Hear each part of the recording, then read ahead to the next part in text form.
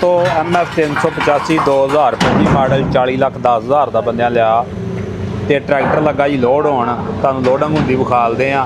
और लोड करदियां दे दौरान जिहड़ियां एहतियाती तदाबीर अपनाईयां जांदियां ने उन्हां दे बारे तुहानूं दस्सांगे। अक्सर जिमीदार इत्थे आउंदे ने और कई दफ़ा इत्थे हादसे हुंदे देखे ने, अनजान बंदे हुंदे ने और वो ट्रैक्टर जिहड़ा वा सुੱਟ लैंदे ने। तो देखते हैं जी अज की बनदा लगे चढ़ाउण।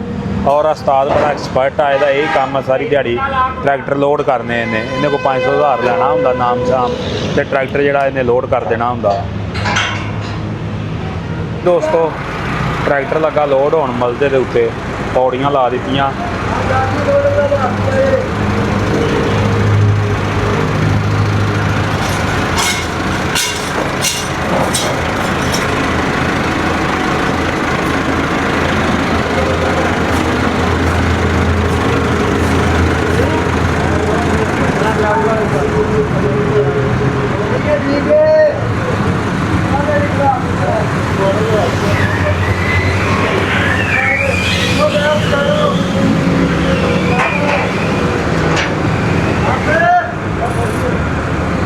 लो जी दोस्तों ट्रैक्टर हो गया लोड और ट्रैक्टर के टायर बिल्कुल पूरे आए हैं, देख लो बिल्कुल इधरों भी नाल जुड़ गए उधरों भी नाल जुड़ गए।